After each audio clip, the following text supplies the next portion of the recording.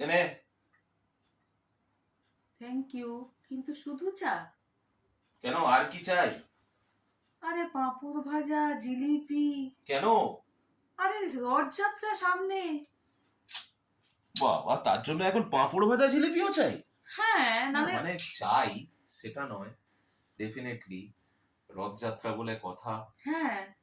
ঠিক আছে ঠিক আছে, আগে আগে আগে আগে আমরা ইন্টারাক্টটা করে নিই, আগে আমরা এপিসোডটা করে নিই, তারপরে পাঁপড় ভাজা জিলিপি সব কটা হবে। একদম। ও, অন হয়ে গেছে। ওকে, নমস্কার, আমি সুমন। আমি মমিতা। আজকে স্টোরিজ উইথ সুমন অ্যান্ড কোম্পানির একটা নতুন এপিসোডে আপনাদেরকে স্বাগত।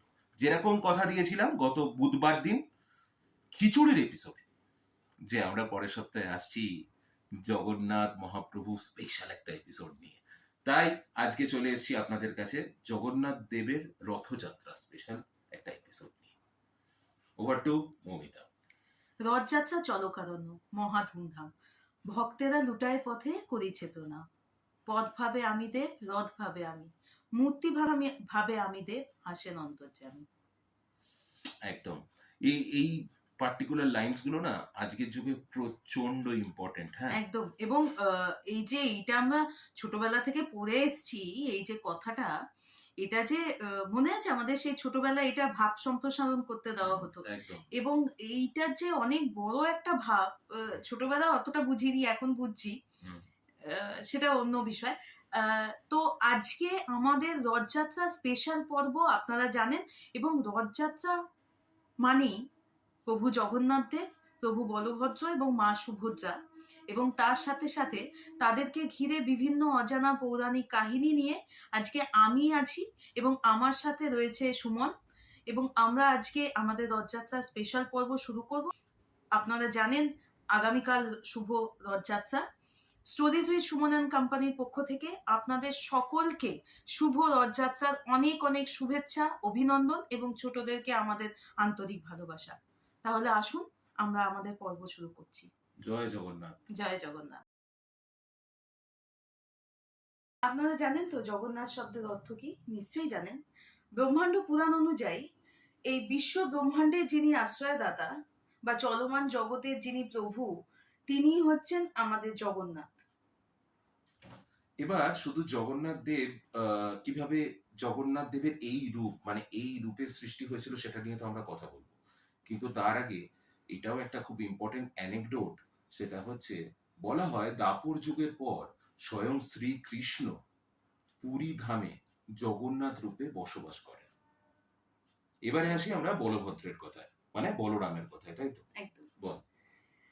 বলরাম বা বলভদ্র, যিনি হচ্ছেন সবচেয়ে শক্তিশালী পুরুষ, এবং জৈন ধর্ম মতে বলা হয় ৬৩ জন শলাকা পুরুষ, যারা কিনা প্রতি অর্ধ সময় অনুগ্রহ করে থাকেন।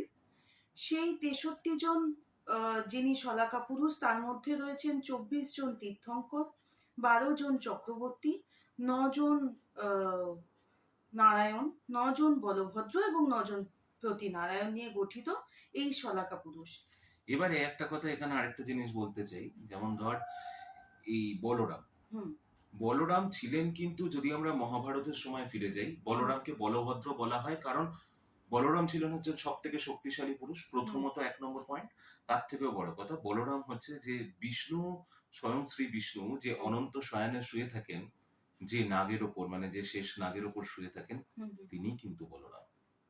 তো শেষনাগ, একটা ছোট্ট গল্প এখানে, ছোট্ট অ্যানেকডোট, যে গল্পটা হচ্ছে এরকম, যে স্বয়ং শ্রী বিষ্ণু একদিন শেষনাগকে বলেন যে আমি তো তোমার উপর সর্বক্ষণ উপবেশন করি, সর্বক্ষণ তোমার উপরে আমি নিদ্রা যাই, তো তুমি আমাকে ধারণ করো, তো এবং তুমি সর্বদা সজাগ থাকো, তো তুমি আমার কাছ থেকে একটা বর প্রার্থনা করো। তো তখন শেষনাগ বলেছিলেন যে তার কোনো কিছুর প্রয়োজন নেই। তখন তাও শ্রী বিষ্ণু বলেন, না, আমি তোমাকে একটা বর দিতে চাই। তখন শেষনাগ বলেন যে ভগবান, আপনি কোনো এক জন্মে যদি আমি আপনার ভ্রাতা হিসেবে জন্মাতে পারি, তাহলে আমার খুব ভালো লাগবে, মানে তাহলে he will be very happy. তখন স্বয়ং শ্রী বিষ্ণু বলেন যে তুমি আমার শুধু ভ্রাতা হিসেবে জন্মাবে না, তুমি আমার জ্যেষ্ঠ ভ্রাতা হিসেবে জন্মাবে, তুমি আমার বড় দাদা হিসেবে জন্মাবে। এবং সেই জন্যই এই বলরাম তিনি কিন্তু বিষ্ণুরই একটা অংশ, এবং তিনি কিন্তু শেষনাগ বা বাসুকী। আচ্ছা, ঠিক আছে। এবার এই তো আমরা জেনে নিলাম সুমনের থেকে যে বলরাম বা বলভদ্র কে ছিলেন। আচ্ছা, এবারে আসি। তাই বলে জগন্নাথ দেবের ইতিহাসটা আমরা বলবো। আমরা একটু বলভদ্রকে নিয়ে কথা বললাম, কারণ বলভদ্রকে নিয়ে কম কথা হয়, তাই। তো এবারে হচ্ছে মা সুভদ্রা। মা সুভদ্রা আমাদের হিন্দু মহাকাব্য মহাভারত এবং ভারতীয় পুরাণ অনুযায়ী উল্লেখিত একজন দেবী, যাকে তান্ত্রিক মতে পুজো করা হয়, এবং যিনি কিনা একাধারে হচ্ছে শ্রীকৃষ্ণের ভগ্নী এবং অর্জুনের স্ত্রী এবং অভিমন্যুর মা। এখন এই যে আমরা জগন্নাথ দেব, বলভদ্র এবং মা সুভদ্রার এই যে রূপ আমরা মহাপুরী ধামে দেখতে পাই, সেটা কিভাবে তার প্রচলন হলো, সেই পূজার বা কেন এই রূপ, এই সমস্ত ইতিহাস নিয়ে আজকে আমি চলে যাব সুমনের কাছে। তো সুমন, তুই আমাকে বল। না, আমরা দুজনেই বলবো, এরকম কিছু নয় যে আমি এই ব্যাপারটা সম্বন্ধে এনসাইক্লোপিডিয়ার মতো জানি, কিন্তু হ্যাঁ, কিছু কথা শুনতে পারা যায়, আমরা সেটা নিয়ে অবশ্যই কথা বলবো। এবারে আমরা জেনে নেব যে কেন এই রূপে জগন্নাথ দেবের পুজো হয়, বা কিভাবে জগন্নাথ দেবের পুরীতে, মহাধাম পুরীতে কিভাবে ওনার উৎপত্তি। সুমন, তুই বল আমাদের। আচ্ছা, গল্পটা হচ্ছে অনেকটা এরকম যে মানব দেশের রাজা ইন্দ্রদুম্ন, যিনি নিজে খুব বড় বিষ্ণু ভক্ত ছিলেন, তো তিনি স্বয়ং ভগবানের কাছে প্রত্যেক দিন একটা প্রার্থনা করতেন যে হে প্রভু, আমি তোমার এমন একটা রূপের পুজো করতে চাই যে রূপের পুজো এর আগে এই ধরাধামে কখনো হয়। তো সেই সময় তিনি একটা বিশেষ সূত্রে এবং বলা যায় স্বপ্নাদেশে তিনি জানতে পেরেছিলেন যে একটি উৎকল প্রদেশের গহীন অরণ্যে শবর জাতি বলে একটি জাতির লোকজন একটি দেবতার পুজো করেন। সেই দেবতা গহীন অরণ্যে পূজিত হন, যার না আছে কোনো স্বর্ণ মুকুট, না আছে কোনো রাজসিংহাসন মানে দেব সিংহাসন, কোনোটাই নেই। তিনি নাকি এই পার্টিকুলার উপজাতিটি নাকি তার পুজো করে, এটা তিনি জানতে পারেন। এবার তিনি তো জানতে পারলেন, এবার তারপরে তো তাকে তো কিছু করতে হবে তার জন্য।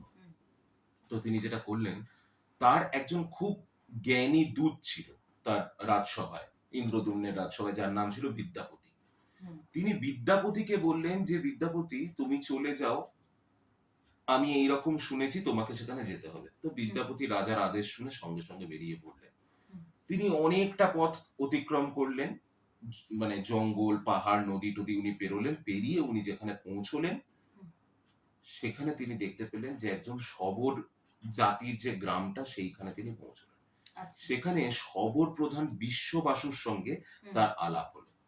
এই শবর প্রধান বিশ্ববাসুর সঙ্গে তার আলাপ হলো, এবং তিনি স্বাভাবিক, প্রথমে তিনি তো একটা আতিথেয়তা পাতাবার জন্য, মানে বন্ধুত্ব পাতাবার জন্য তার বাড়িতে আশ্রয় গ্রহণ করলেন। এবং তিনি জানতে পারলেন যে এই বিশ্ববাসু গোপনে প্রত্যেকদিন জঙ্গলে পুজো করতে যান।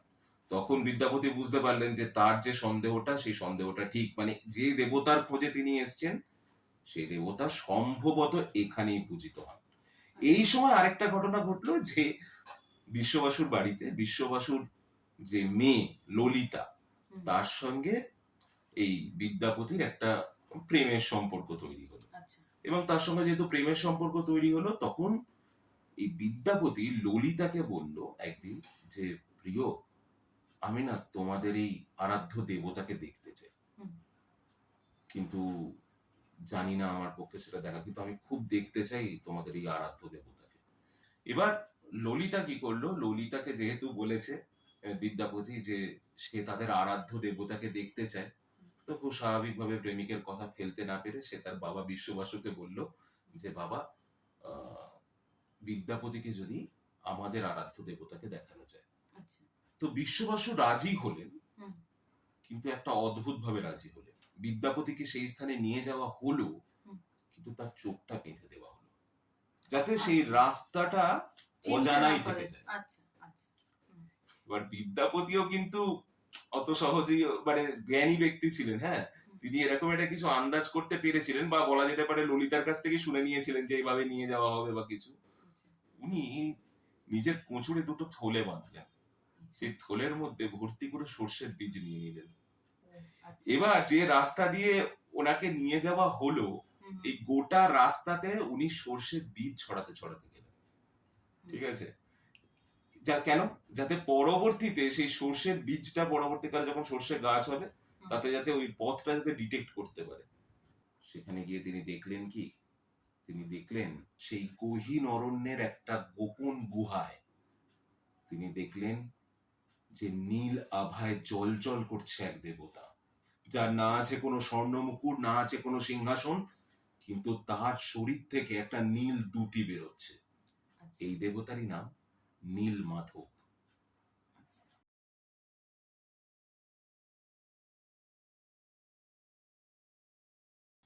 এবার নীলমাধবের তো উনি দর্শন পেলেন, কিন্তু যে নীলমাধবের দর্শন উনি পেয়েছেন, কিন্তু তিনি তখনও কিন্তু নীলমাধবের মহিমাটা বুঝতে পারছেন না। সেই সময় নীলমাধব যেখানে অবস্থান করছিলেন ওই গহীন অরণ্যের ওই গোপন গুহাটার মধ্যে, তার পাশেই ছিল হচ্ছে একটা কুণ্ড। কুণ্ড হঠাৎ করে সেই সময় একটা অলৌকিক ঘটনা ঘটলো। কি সেই অলৌকিক ঘটনা? একটি পাখি হঠাৎ করে ডাকতে ডাকতে সেই কুণ্ডতে পড়ে গেল। সেই কুণ্ডতে পড়ে যেতেই বিদ্যাপতি দেখলেন যে সেই পাখি সঙ্গে সঙ্গে তার জীবন থেকে মুক্ত হয়ে গেল। তখন তখন বিদ্যাপতি বুঝতে পারলেন যে ইনি আর কেউ নন, স্বয়ং পরমেশ্বর বিষ্ণু, যিনি এই রূপে এখানে অধিষ্ঠান করছেন। এইটা হলো নীলমাধবের ইতিহাস। এবার তো বিদ্যাপতির তো ওখানে নীলমাধব দর্শন হয়ে গেল। আবার যখন তাকে ফিরিয়ে নিয়ে আসা হলো, চোখে পট্টি বেঁধেই নিয়ে আসা হলো, কিন্তু তার তো তখন পারপাস সলভ হয়ে গেছে, তাকে তো সে সর্ষে বীজ ছড়িয়ে দিয়েছে। এবার আরো কিছুদিন বিশ্ববাসুর গৃহে থেকে তিনি ফাইনালি নিজের রাজা ইন্দ্রদ্যুম্নের কাছে যাত্রা করলেন। রাজা তার ঠিক 6 মাস থেকে 1 বছরের মতো সময় পরে যখন বিদ্যাপতি রাজার গৃহে আবার পুনরায় গেলেন, তখন রাজা কিন্তু তার বিশাল সৈন্য সামন্ত নিয়ে সেই রাস্তা ধরে, যেখানে সর্ষের বীজ ছড়িয়েছিল, যাতে সর্ষে গাছ তখন তৈরি হয়ে গেছে, সেই পথ ধরে সেখানে এসে পৌঁছলেন।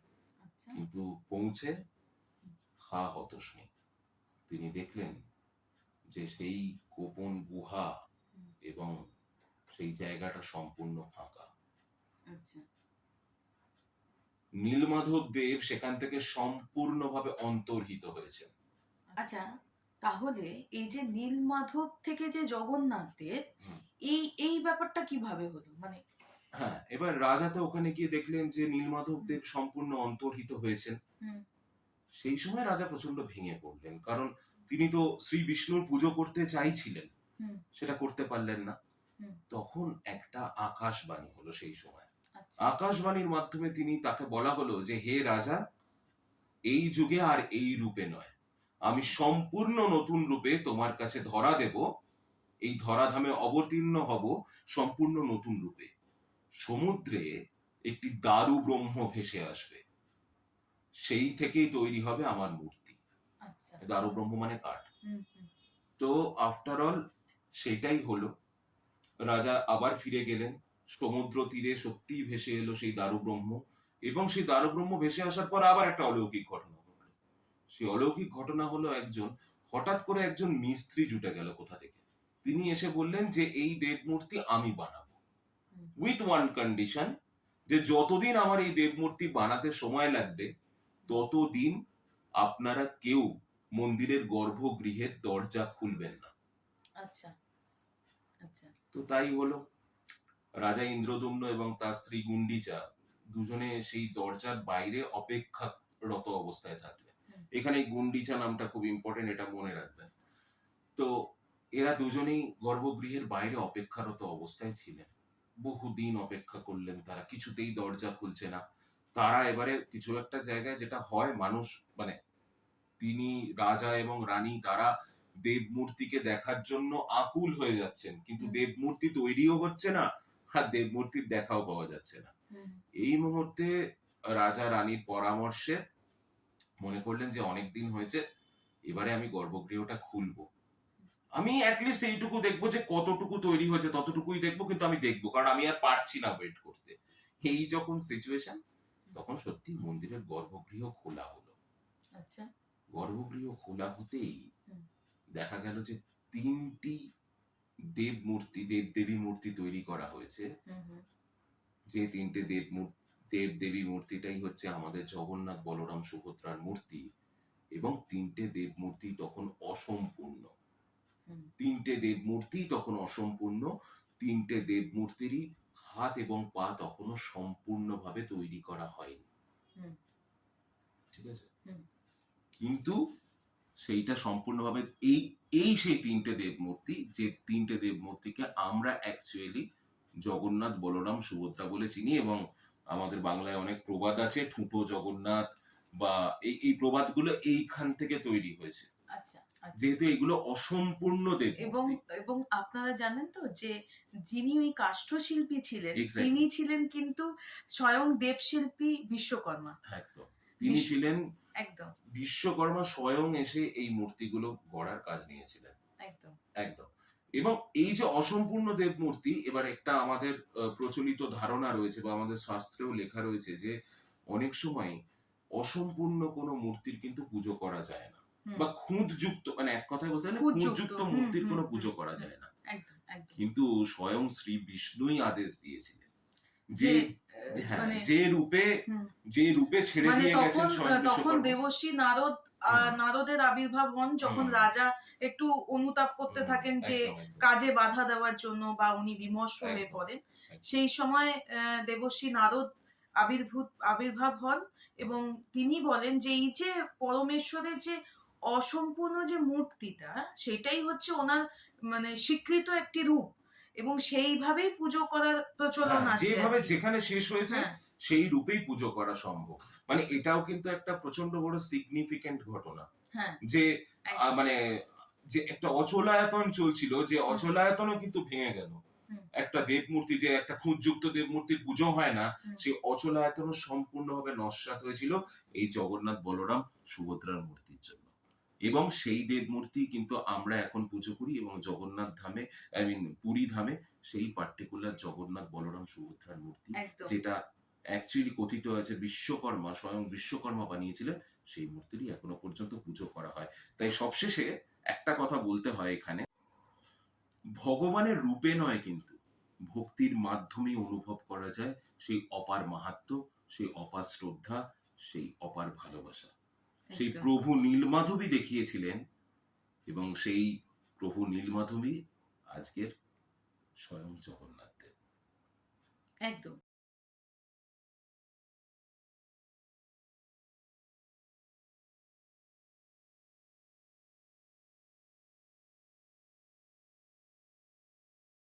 আচ্ছা, এবারে জগন্নাথ দেবের আবির্ভাব এটা তো হলো, এবারে জগন্নাথ দেবের রথযাত্রা বলার আগে তুই আমাদের বল, এই যে জগন্নাথ দেবের স্নান যাত্রা, এই ব্যাপারটা কি? আচ্ছা, জগন্নাথ দেবের স্নান যাত্রাটা হচ্ছে যে জ্যেষ্ঠা পূর্ণিমার দিন, জ্যৈষ্ঠ মাসের পূর্ণিমার দিন, পুরীর ওই জগন্নাথ ধামে ওখানে একটা কুয়ো আছে, একটা সিক্রেট কুয়ো আছে। ওই কুয়ো থেকে 108 খানা পিচারে করে জল তোলা হয়, এবং সেখানে সেই 108 পিচারের জল দিয়ে জগন্নাথ, বলরাম এবং সুভদ্রাকে, এই 3 দেবদেবীকে স্নান করানো হয়। এটাই হচ্ছে তার স্নান যাত্রা। এবং এটা স্কন্দ পুরাণ মতে এই স্নান যাত্রাটা, এই 108 পিচার দিয়ে যে স্নানটা করানো হয়, এই স্নান, এই পার্টিকুলার ডেটাকে বলা হয় জগন্নাথ দেবের জন্মদিন, মানে জন্মতিথি হিসেবেও ধরা হয়। আচ্ছা।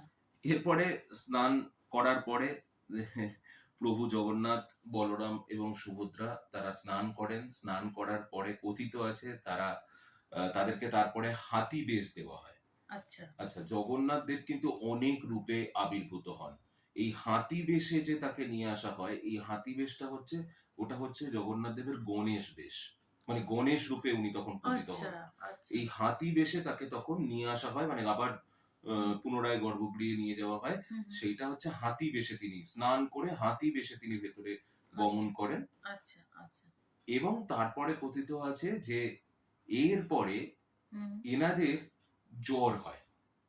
আচ্ছা, যেটা আমরা জগন্নাথ প্রভুর জ্বর, হ্যাঁ হ্যাঁ হ্যাঁ, একদম প্রভুর জ্বর হয়, জ্বর হয় এবং সেই জ্বর লাস্ট করে।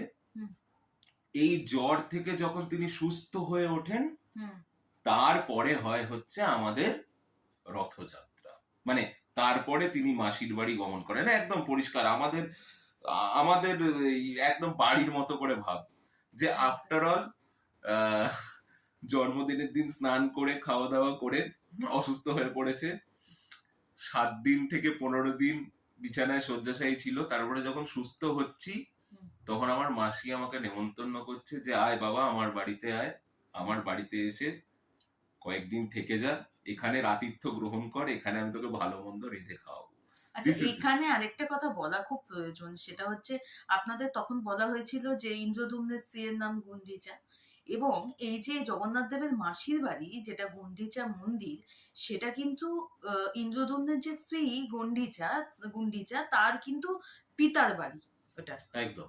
এবং ওই সেম ব্যাপার, যে আমরা যদি এরকম বিষ্ণু পুরাণ দেখি তাহলে শ্রীকৃষ্ণের যেমন একটি নিজস্ব নিজের মা ছিল, আবার একটা পালক মাতা ছিল। তো এরকম ভাবে যদি ধরা হয় তাহলে জগন্নাথ দেবেরও তাই, যে এই যে ইন্দ্রদ্যুম্ন এবং গুন্ডিচা যেহেতু তাদেরকে প্রথম নিয়ে এসেছিল এই ধরাধামে, তার পুজো করেছিল, তাই সেটা তার মাসির বাড়ি হিসেবে আমরা ট্রিট করা হয় বেসিক্যালি। আচ্ছা আচ্ছা। তো এবারে রথযাত্রার ইতিহাস যেটা বলবি তুই।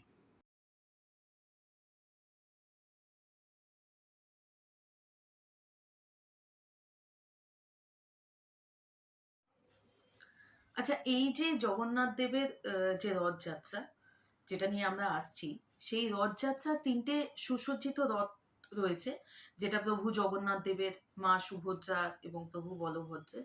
এই রথের কিছু আলাদা আলাদা বৈশিষ্ট্য রয়েছে, যেরকম প্রভু জগন্নাথ দেব যে রথে উপবিষ্ট থাকেন, সেই রথের নাম হচ্ছে নন্দীঘোষ। সেই রথের আনুমানিক উচ্চতা হচ্ছে ওই 13.5 মিটার। এই রথের রং হচ্ছে লাল এবং সোনালী হলুদ। এই রথে যে ধ্বজা দেখতে পাওয়া যায় তার নাম কিন্তু ত্রৈলোক্য মোহিনী। এই রথে 18টি চাকা ছিল, বর্তমানে রূপান্তরিত হয়ে 16টি চাকা পরিণত হয়েছে, এটা বলা হয়ে থাকে। কিন্তু এই যে 18টি চাকা, এর কিন্তু একটা বৈশিষ্ট্য রয়েছে, সেটা হচ্ছে অষ্টাদশ সিদ্ধির প্রতীক এটি। এছাড়া এই যে নন্দীঘোষ যে রথটি, সেই রথে 4টি ঘোড়া দেখতে পাওয়া যায়। তাদের নাম হচ্ছে যথাক্রমে শঙ্খ, বলাতক, শ্বেত ও হরিদাক্ষ। সারথীর নাম মিতালি, এবং এই রথের নিচের অংশে যে কলস দেখতে পাওয়া যায় তার নাম হচ্ছে হিরণময়।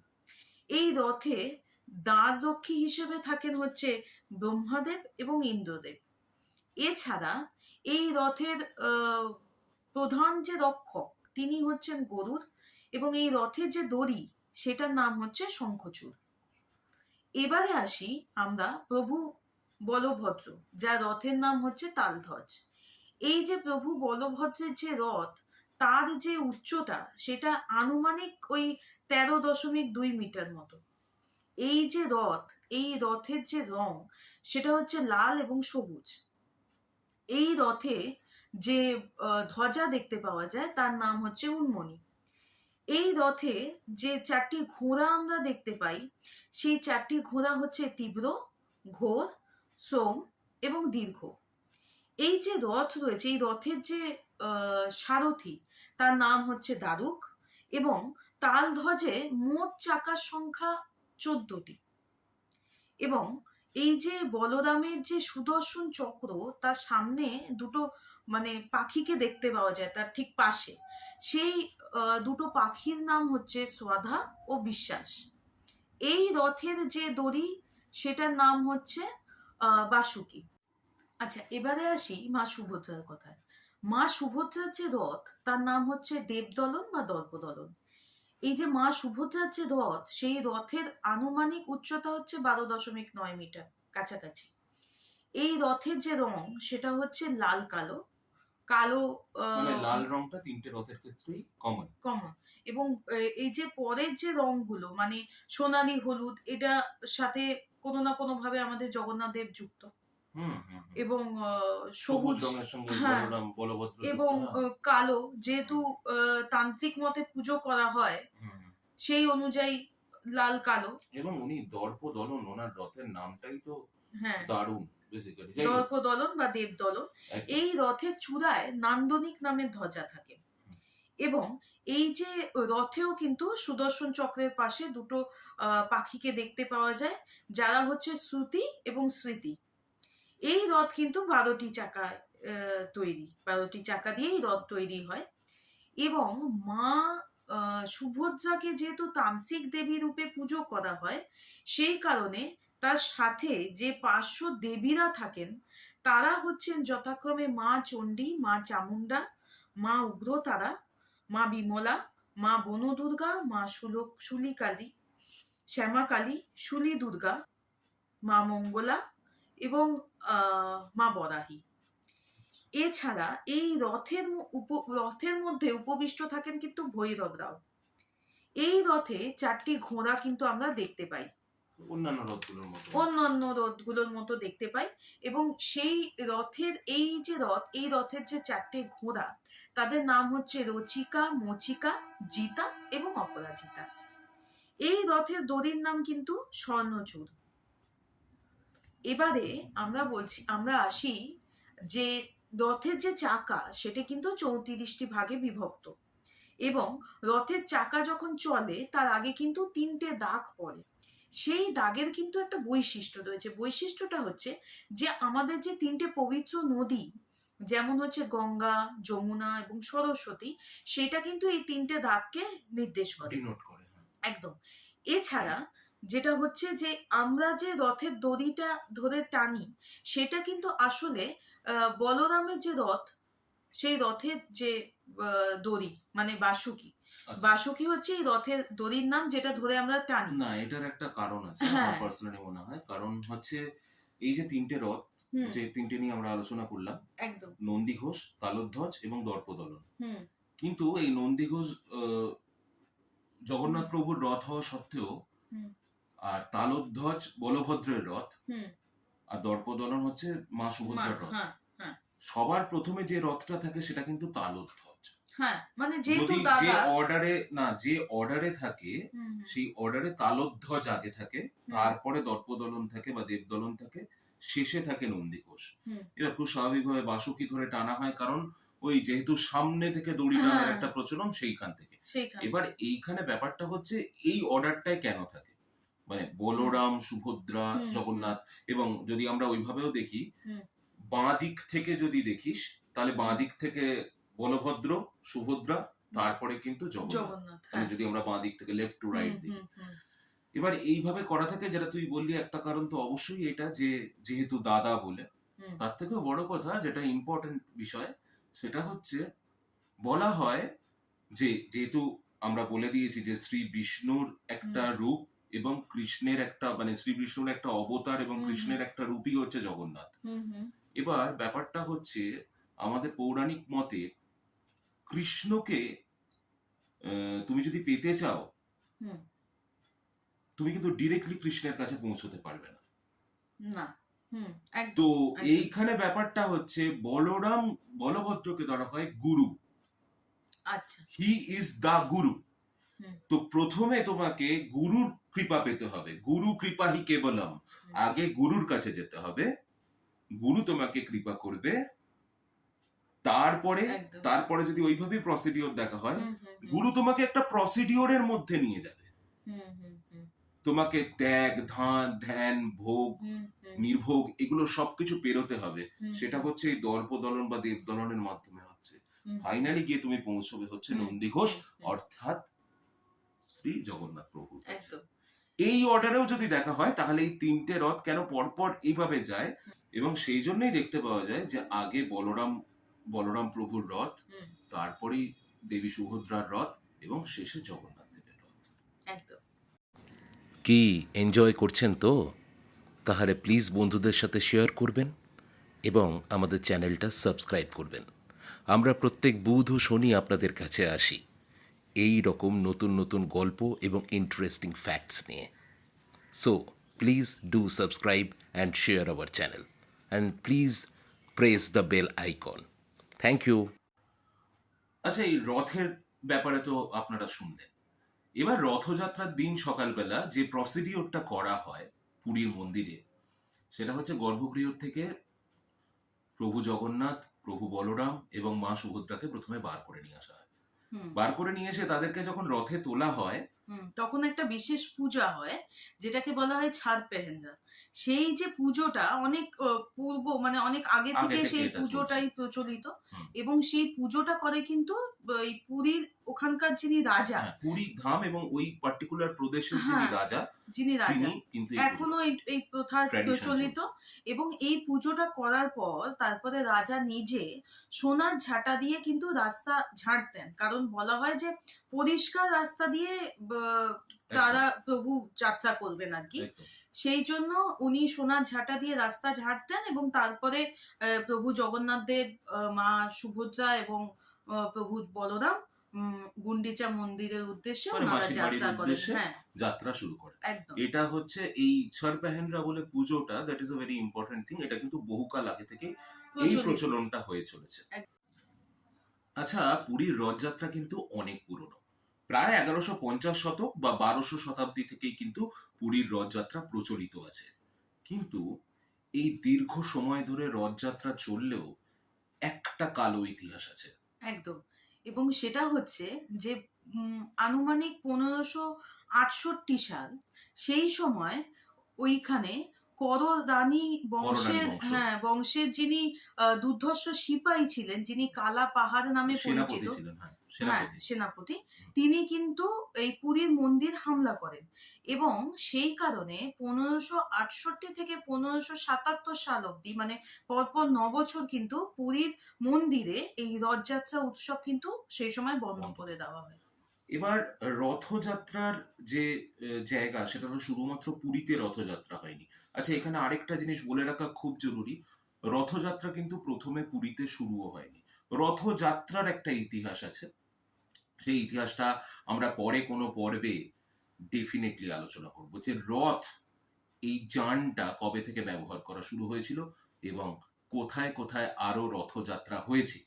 কিন্তু আজকে আমরা মেইনলি পুরীর রথযাত্রা বা জগন্নাথ দেবের রথযাত্রা নিয়ে যেহেতু কথা বলছি, তো পুরী ছাড়াও আর কোন কোন জায়গায় রথযাত্রা হয় সেটা একবার আপনাদেরকে বলছি আমরা। আচ্ছা, পুরী ছাড়াও বারিপদে যে রথযাত্রা হয় তাকে, সেটা দ্বিতীয় পুরাতন, মানে পুরীর পরে যে রথযাত্রাটা বেশ ফেমাস, সেটা হচ্ছে বারিপদের রথযাত্রা, এবং সেই জন্য বারিপদকে দ্বিতীয় পুরীও বলা হয়। এবং 1575 সাল থেকে এই বারিপদে রথযাত্রা কিন্তু আজও পালন করা হয়, এবং এটাকে দ্বিতীয় শ্রীক্ষেত্রও বলা হয় সেই জন্য। এছাড়াও কেন্দুঝড়ে রথযাত্রা, যেটাকে দ্বিতীয় বৃহত্তম রথযাত্রা বলা হয়। এছাড়া আমেদাবাদের গুজরাটে হয় রথযাত্রা, তারপরে বাংলাদেশের ধামরাইয়ে হয় রথযাত্রা, তাছাড়া মাহেশের রথযাত্রা, মাহেশ মানে আমাদের হুগলির মাহেশ, হ্যাঁ, হুম, মাহেশের রথযাত্রা রয়েছে এবং সেটাও ঢাকায়, কিন্তু খুব ফেমাস। ঢাকায় বিভিন্ন জায়গায় রথযাত্রা উৎসব পালন করা মানে হয়। যেখানে এবং বাংলা যেখানে বাঙালি, ইস্কনের যে মাহাত্ম্য রয়েছে, এবং ইস্কনের যেখানে যেখানে মানে প্রতিষ্ঠিত মন্দির, রয়েছে। এমনকি এটা কিন্তু মার্কিন যুক্তরাষ্ট্রেও কিন্তু রথযাত্রা পালন করা হয়, সেটা ইস্কনের রথযাত্রা, ইস্কন সংস্থা থেকে সেই রথযাত্রা পালন করা হয়, উৎসব পালন করা হয়। একদম। আমি এখানে দুটো রথযাত্রার কথা বলতে চাই স্পেশালি। সেটা হচ্ছে আমাদের মাহেশের রথযাত্রা। মাহেশ আমাদের হুগলি জেলায় অবস্থিত। মাহেশের রথযাত্রা খুব ফেমাস। আপনারা চাইলে ডেফিনেটলি একবার মাহেশের রথযাত্রা ভিজিট করতে পারেন। আরো একটা রথযাত্রার কথা আমি বলবো, বেহালা, বিশেষ করে পূর্ব বেহালার দিকে সাবর্ণ রায়চৌধুরীদের রথ বেরোয়, তাদের একটা রথযাত্রা হয়, এবং সেটাও আমি দেখেছি। That was one of the best also in Kolkata actually.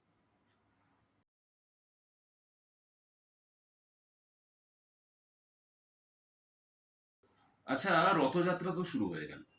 দেখুন, আমাদের ছোটবেলার রথযাত্রা মানে হচ্ছে রথের মেলায় যাওয়া, রথের দড়িতে টান দেওয়া, বাড়ি থেকে রথ সাজিয়ে নিয়ে বেরোনো, রথের দড়িতে টান দেওয়া, এবং মানুষকে ওই নকুল দ্বারা গুজিয়া খাইয়ে তারা জগন্নাথের প্রণামী বক্সে পয়সা দেওয়া। তো যাই হোক, এই এই আমাদের নিজেদের পার্সোনাল শেয়ারিংস এর ঘটনায় পরে আসছি। তো সবার প্রথমে যে ঘটনাটা বলা, সেটা হচ্ছে আমার কাছে পুরী মানে সবার প্রথমে মনে পড়ে খাজা। দেখে কিছু মনে করবেন না, আমি একটু খাদ্যরসিক মানুষ আছি। Foodie, yeah. হ্যাঁ, তো আফটার অল আমার কাছে প্রথমে খাজার কথা মনে পড়ে, আর রথের মেলা মানেই পাঁপড় ভাজা আর জিলিপি। উফ! একদম তো যখন এতগুলো কথা হচ্ছে, তখন অ্যাটলিস্ট আমাদের জগন্নাথের 56 ভোগের কথাও কিন্তু আপনাদেরকে একদম। বলতে হবে। একদম এবং সেটা বলতে গিয়ে আপনি বুঝতে পারছেন, আপনারা বুঝতে পারছেন আমার এবং এটা এবং মমিতা বলুন। এবং- এবং কেন এই 56 ভোগ, মানে 56 ভোগই কেন সেটা বলা হয়, যে পৌরাণিক কাহিনী রয়েছে সেই মতে হচ্ছে এই যে বালগোপাল ছিলেন খুব দুরন্ত এবং আচ্ছা, আমরা তিনি প্রথমেই বলে দিয়েছি অলরেডি যে জগন্নাথ দেব কিন্তু শ্রীকৃষ্ণেরই আরেকটা রূপ। আরেকটা রূপ। অতএব মানে হ্যাঁ। শ্রীকৃষ্ণ থেকে আপনি যে ইনফরমেশনস গুলো পাচ্ছেন সেগুলো কিন্তু জগন্নাথ দেবের ক্ষেত্রে লাগু হয়। অতএব সেইখান থেকেই আমরা বলছি ব্যাপারটা। হ্যাঁ, মানে বালগোপাল ছিলেন খুব দুরন্ত এবং উনি সারাদিন পথে ঘাটে ঘুরে বেড়াতেন। এবারে তখন মা যশোদা ওনাকে অষ্টপ্রহর বিভিন্ন পদ রান্না করে খাওয়াতেন। Exactly. একবার হলো কি, ইন্দ্রদেব উনি শ্রীকৃষ্ণের উপর রুষ্ট হয়ে ধরাধামকে বৃষ্টির জলে ভাসিয়ে দেন এবং সেই সময় এই যে মহাপ্রলয় থেকে জনজাতিকে রক্ষা করার জন্য শ্রীকৃষ্ণ কি করেন, কোরে আঙ্গুলে তার গোবর্ধন পর্বতকে গোড়া বলে গোবর্ধন পর্বতটাকে নিয়ে তুলে উনি দাঁড়িয়েছেন। দাঁড়িয়েছিলেন এবং গোবর্ধন পর্বতের তলায় জনজাতি আশ্রয় পান। এই যে 7 দিন ধরে উনি সেইভাবেই দাঁড়িয়েছিলেন এবং 7 দিন পর যখন প্রলয় থামে, তখন উনি যখন ফিরে আসেন, ওনার তো এই 7 দিন খাওয়া হয়নি, খাওয়া দাওয়া কিছুই হয়নি। তখন মা যশোদা ওনাকে অষ্টপ্রহর যে রান্না উনি করে খাওয়াতেন, সেটা 7 দিনের যে রান্না, 7 8 56। একদম সেটা একসাথে উনি রান্না করে তখন ভোগ দেন ঠাকুরকে। এবং সেই যে প্রথা, সেই প্রথা মেনেই কিন্তু আমাদের এই 56 ভোগ। জগন্নাথ মহাপ্রভুকেও কিন্তু সেই 56 একদম। ভোগই দেওয়া। কিন্তু এবারে কিন্তু একটা জিনিস আমরা বলবো, সেটা হচ্ছে 56 ভোগে কি কি দেওয়া হয়। আচ্ছা, এইটা একটা বড় লিস্ট, একদম আপনাদেরকে একটা গ্রাফিক্যাল প্রেজেন্টেশনে দেখাচ্ছি, কিন্তু আমরা কয়েকটা নাম না বললে আমাদের অ্যাকচুয়ালি ভালো লাগবে না।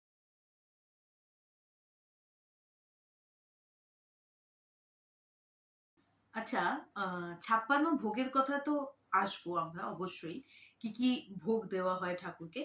তার আগে এই যে ভোগ রান্না করা হয় তার একটা বিশেষ পদ্ধতি রয়েছে। প্রথমত এখানে একটু বলে রাখি যে পুরীর যে মন্দিরের যে রান্নাঘর, সেটাকে বলা হয় সবচেয়ে বড় রান্নাঘর। এখানে 752টি উনুন রয়েছে এবং সেই উনুনে 400 জন মিলে রান্না করেন। প্রত্যেক দিন ভোগ রান্না হয় ঠাকুরের জন্য এবং শয়ে শয়ে মানুষের জন্য। এবং ঠাকুরের ভোগ কিন্তু কখনো উচ্ছিষ্ট হয় না এবং একদম। সেই কারণে অনেক সময় আমরা কিন্তু ভোগ প্রসাদ কিন্তু বাড়িতেও নিয়ে আসি ঠাকুরের। একদম। এবং এই যে এবং 752 এবং জগন্নাথ দেবের ভোগ কখনো শেষও হয় না। শেষও হয় না। একদম। এবং বলা হয় যে মা লক্ষ্মী সেখানে বিরাজমান থাকেন সেই রান্নাঘরে। এবং এই যে 752টি উনুন, সেখানে প্রতিটি উনুনে একটি বড় করে বড় মুখ থাকে। সেখানে মাটির হাঁড়িতে রান্না হয় এবং সবার প্রথমে বসানো হয় ভাত, তারপরে ডাল, তারপরে তরকারি মানে এবং একটা থাক থাক থাক থাক করে থাক সাজানো। থাক, কিন্তু রান্না কিন্তু হয় সবচেয়ে উপরে থেকে, মানে উপরে যে মানে সবথেকে প্রথমে যে রান্নাটা কমপ্লিট হয়ে যায়, যেটা সবথেকে উপরে থাকে। সেটা উপরে থাকে। খুব অদ্ভুত ব্যাপার, বাট এটাই সত্যি। এটাই সত্যি। এই যে ঠাকুরকে এই যে ভাত, ডাল, তরকারি যেগুলো নিবেদন করা হয়, সেগুলোকে মানে যেটা মেন কোর্স আর কি, তাই তো? হ্যাঁ, সেটাকে বলা হয় শুঙ্খুরি। হুম। এবং এই যে শুকনো চিড়ে, খাবার, হ্যাঁ, হ্যাঁ, যেমন চিংড়ে, মোয়া, গজা, কোনো পিঠে, হ্যাঁ, হ্যাঁ, এই জাতীয় জিনিস। এইগুলোকে বলা হয় শুঙ্খুলি। আচ্ছা, আরেকটা ইম্পর্টেন্ট ব্যাপার হচ্ছে ওই যেটা অলরেডি মৌমিতা বলেছে, যে জগন্নাথ ভোগ দেবের দেওয়া হয়? প্রসাদ কখনোই উচ্ছিষ্ট হয় না এবং হ্যাঁ, শেষও হয় না। একদম। আর এখানেও আরেকটা ইম্পর্টেন্ট ব্যাপার, সেটা হচ্ছে আপনারা দেখবেন রথযাত্রার সময় বা রথযাত্রার পরে একটা বিশেষ জায়গায় দেখবেন যে ওই রথ থেকেই না, ওই বড় বড় ড্রামের মতো জিনিসে করে কিছুটা প্রসাদ রাস্তায় ফেলা হয়, তার- বাইরে ফেলে দেওয়া হয়। তার পিছনেও একটি কারণ রয়েছে। হ্যাঁ, এবং সেটা বলা হয় যে জগন্নাথ দেবের প্রসাদ শুধুমাত্র মানুষ গ্রহণ করে না, একদম বলা হয় প্রেত নাকি এই প্রসাদ গ্রহণ করতে আসে আসে। একদম এবং একদম। তারা নাকি সেইখান থেকে এই প্রসাদ গ্রহণ করে। গ্রহণ। আমরা সত্যি মিথ্যে জানি না, আমরা যেটা শোনা কথা সেটার একদম। উপরে বেস করেই বললাম। একদম এবারে আসছি কয়েকটা বিশেষ খাবারের ব্যাপারে, মানে 56 ভোগের কয়েকটা বিশেষ ভোগ যেটা আমরা মেনশন করছি। আচ্ছা, এই 56 ভোগের মধ্যে শঙ্কুড়ি জাতীয় খাবারের মধ্যে পড়ছে হচ্ছে সাদা ভাত, ঘি ভাত, কণিকা মানে ওই মিষ্টি পোলাও টাইপের জিনিসটা, যেটা আমরা সবাই গিয়ে কিন্তু খাই জগন্নাথ দেবের প্রসাদ এবং হিসেবে। খুব প্রসিদ্ধ খাবার। খুব প্রসিদ্ধ এবং খুব অসাধারণ খেতে। একদম। এছাড়াও দই ভাত, তার সাথে সাথে মুগ ডাল, বিড়ি ডাল, ডালমা।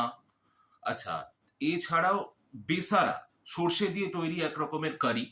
আচ্ছা, তাছাড়াও শাক দেওয়া হয়। আর এই সুখুলি জাতীয় খাবারের মধ্যে, মানে যেগুলো শুকনো খাবার, তার মধ্যে প্রসিদ্ধ হচ্ছে ছানা পোড়া, ক্ষীর, মালপোয়া, খাজা, দই, খোয়া, সাদা মাখন, লুনি খুরমা মানে একটা নোনতা বিস্কিট, সাকারা মিষ্টি বিস্কিট, এবং অনেক রকমের মরশুমি ফল। এছাড়াও কিন্তু জগন্নাথ দেবকে অনেক খিচুড়িও দেওয়া হয়। আচ্ছা, খিচুড়ি নিয়ে আমাদের একটা এপিসোড আছে, আপনারা চাইলে চেক আউট করে দেখতে পারেন। আমাদের এখানে আই বাটনে আমরা দিয়ে দেবো বেসিক্যালি। তো ওখানে একটা খিচুড়ি জগন্নাথ দেবকে দেওয়া হয়, তার নাম হচ্ছে টাটা খিচুড়ি, মানে শুকনো খিচুড়ি একদম। এছাড়াও এছাড়াও হামসা কেলি মিষ্টি কেক দেওয়া হয়, এন্ডুরি ইডলি দেওয়া হয়, আদা পাচেদি দেওয়া হয়। আচ্ছা, এছাড়া বোঁদে, পাখাল, খিরি, কদম্ব, পাটমনোহারা, ঠেকুয়া, ভাগা পিঠে, গোথাই, ডালমা, বড় কাকারা, লুনি খুরুমা, এরকম প্রচুর শুকনো, মিষ্টি এবং নোনতা জাতীয় খাবার কিন্তু প্রভুকে প্রত্যেকদিন নিবেদন করা হয়।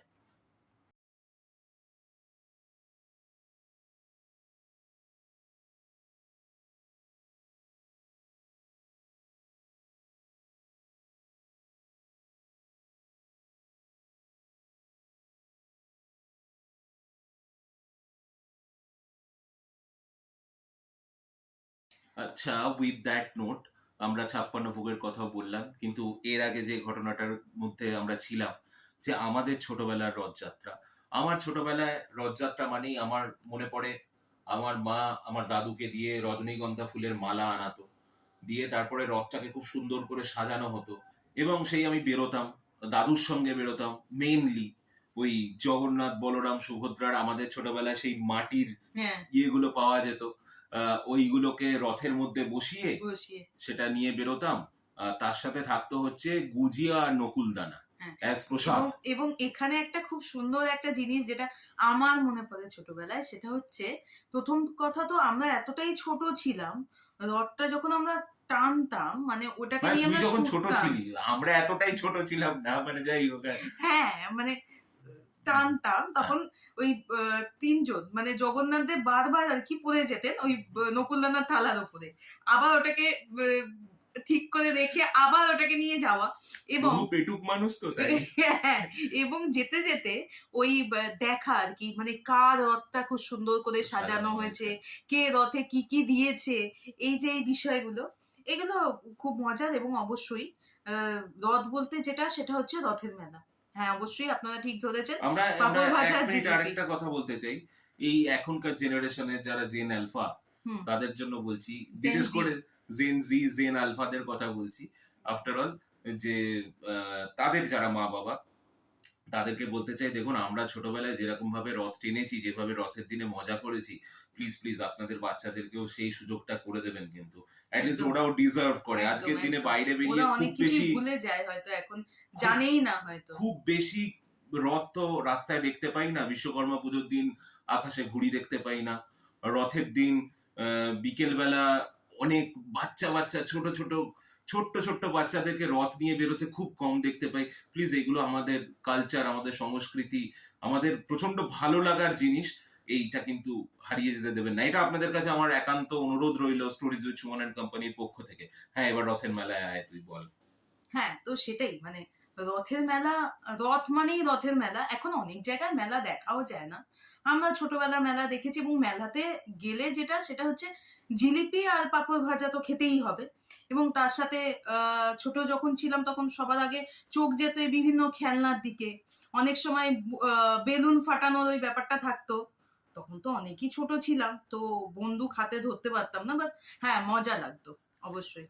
তো সেই মজাগুলো যেন আমাদের রথযাত্রার ইতিহাসের সঙ্গে অঙ্গাঙ্গিভাবে জড়িত, সেটা যেন আমরা আজও করতে পারি। আর আর কি বলবো, স্টোরিজ এবং অবশ্যই আপনারাও আপনাদের এই হ্যাঁ। যে রথযাত্রা বা এই রথযাত্রাকে ঘিরে আপনাদের যা যা অভিজ্ঞতা রয়েছে, রয়েছে একদম। অবশ্যই আমাদের কমেন্ট করে সেটা জানান। ব্যাস এইটুকুই বলার।